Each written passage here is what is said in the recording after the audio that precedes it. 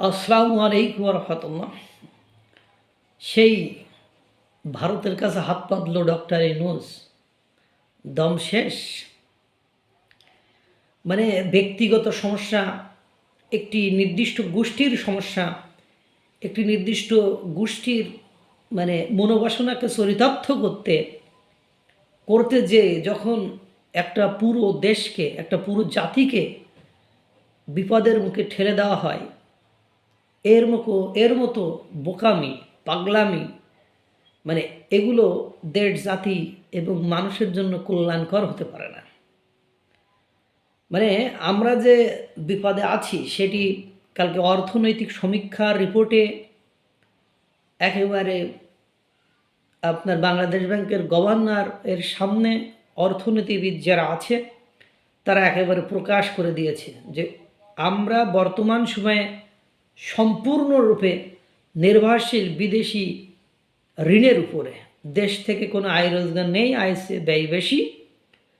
বিদেশি ঋণের বোঝা ডে বাই ডে আমাদের ঘাড়ের উপরে, মস্তিষ্কের উপরে, পিঠের উপরে, পেটের উপরে, পেছনের উপরে চেপে যাচ্ছে। আমরা ঋণের বোঝায় ভেসে যাওয়ার উপক্রম হয়েছে। যেমন দেখেন না, পাকিস্তানের IMF ঋণ দেওয়া বন্ধ করে দিয়েছে, তাদের রাষ্ট্রায়ত্ত এয়ারলাইন্স বিক্রি করতে হচ্ছে। ঠিক আমরা সেম স্টাইলে, সেম দিকেই গুটিকে ডিপায়ে এগিয়ে যাচ্ছি। তো বলছে বড় বিপদে পড়ে এখন এর মধ্যে বড় বিপদে পড়ে ভারতের কাছে বাংলাদেশে ডক্টর ইউনূস যখন ক্ষমতায় আসে তখন থেকে একাধিক ইস্যুতে অকারণে ভারতের সাথে জটিলতা তৈরি করে। যেমন 7 সিস্টার্স ইস্যু, সেটা দখল করে নেওয়া, তাদেরকে আমাদের করে ভাবা। তারপরে এই উপদেষ্টা প্যানেলের কেউ গ্রেটার বাংলাদেশ, বড় মানচিত্র, বাংলা, বিহার, উড়িষ্যাকে বাংলাদেশের মানচিত্রের ভিতরে ঢোকানো। তারপরে জিয়াফত করা। অবশ্য জিয়াফত কাজে যারা উস্তাদ ছিল তারা এখন ভুল বুঝতে পেরেছে। কখনো ইলিশ মাছ, কখনো চাল, কখনো ডিম, কখনো দুধ, কখনো পেঁয়াজ, এগুলো নিয়ে একের পর এক, কখনো 7 সিস্টার্স, কখনো লালমনিরহাট, এয়ার লাইন ওখানে যেটা ছিল সেটা।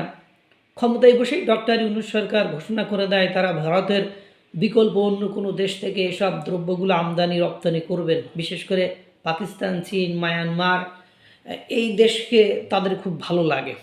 এই দেশগুলো আবার ভারতের স্বীকৃত শত্রু এরকম। এর ফলে বাংলাদেশে প্রয়োজনীয় দ্রব্যের দাম ক্রমান্বয়ে অনিয়ন্ত্রিতভাবে বেড়ে যায়, যেন নিয়ন্ত্রণের বাইরে, বিয়ন্ড কন্ট্রোল। তারা পাকিস্তান, চীন বা অন্য কোনো দেশের থেকে পেঁয়াজ আনতে চেয়েছিল, কিন্তু দিন শেষে সেই আশা আকাঙ্ক্ষায় জল পড়ে গেল বা ব্যর্থ হলো এবং পেঁয়াজের বাজারকে নিয়ন্ত্রণে আনার জন্য নিরুপায় হয়ে সেই ভারতের দ্বারস্থ হতে হলো ইউনূস সরকারকে। বাংলাদেশে পেঁয়াজের দাম বর্তমানে 150 টাকা প্রতি কেজি ছাড়িয়ে গেছে এবং ভারতের বিকল্প যেসব দেশ হতে পেঁয়াজ আনার চিন্তা করেছিল সেখান থেকে আনলে 200 টাকা ছাড়িয়ে যাওয়ার আশঙ্কা করেছিল ব্যবসায়ীরা। এটা যখন বাংলাদেশ সরকার ইউনূস দপ্তরকে বা ইউনূসদেরকে জানানো হয়, ফলে বাধ্য ছেলের মতো এবার ভারতের কাছে ফের আবেদন করলো পেঁয়াজের জন্য। তথ্য অনুযায়ী দেখা যায় 2026 সালের 31শে মার্চ পর্যন্ত দেশের কিছু ব্যবসায়ী ভারতের নিকট থেকে ফের পেঁয়াজ কিনতে আগ্রহ প্রকাশ করেছেন এবং বাংলাদেশের সরকার বলছেন ঠিক আছে, তোমরা ভারত থেকে পেঁয়াজ আমদানি করো। এজন্য হেলি স্থলবন্দর দিয়ে ইতোমধ্যে পেঁয়াজ ঢোকা শুরু করেছে। এই ঢোকার সাথে সাথে পেঁয়াজের বাজার অনেকটা নিয়ন্ত্রণে চলে এসেছে। বুঝলেন কি বুঝপাদা, কখনো ইলিশ দিয়ে শান্ত করতে হয়, কখনো আম পাটিয়ে শান্ত করতে হয়।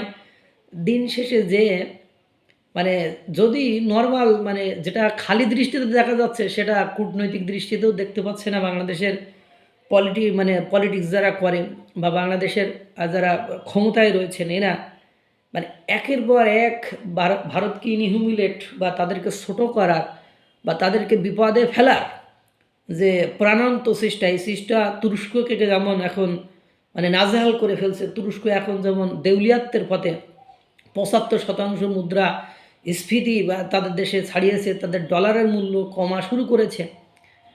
পাকিস্তানের সেম অবস্থা, তাদের পোকে পামে পড়ে তাদের মতন। এই তুরস্ক এরদোগান একসময় প্রকাশ্যে দেশীয় আন্তর্জাতিক বিভিন্ন মহলে ভারতের নিন্দা করে বেড়াতো। এখন ভারতের কাছে ১ মাসে ৩ বার চিঠি পাঠিয়েছে যে দাও খাদ্যশস্য চাইলা আটা দাও। ভারত করছে দিতাম না তোরে। বোস, পৃথিবীতে যত দেশ চাউল বা খাদ্যশস্য সাপ্লাই করে তার মধ্যে টপ 3-র ভেতরে ভারত অন্যতম একটি। ভারত, মার্কিন যুক্তরাষ্ট্র পর্যন্ত ভারত থেকে চাল আমদানি করে থাকে। এই যে ট্যারিফ শুল্ক বাড়াবে বলে হুঁশিয়ারি দিল, সেটা আপনারা দেখেছেন। দ্যাট মিন্স মার্কিন যুক্তরাষ্ট্র কোনো না কোনো ফরম্যাটে, এই জন্য তো মার্কিন যুক্তরাষ্ট্রের ডোনাল্ড ট্রাম্প বলেছিল ট্যারিফের উস্তাদ হলো ভারত। মানে বুঝতে হবে, সোজা আঙ্গুলে ঘি না উঠলে অনেকেই আঙ্গুল বাঁকাবে। আর এর ফলে বাংলাদেশের কি ফাটবে সেটা ইতিমধ্যে আপনারা বুঝতে পেরেছেন। আল্লাহ তাআলা সকলকে ভালো রাখুক, সুস্থ রাখুক। আসসালামু আলাইকুম ওয়া রাহমাতুল্লাহ।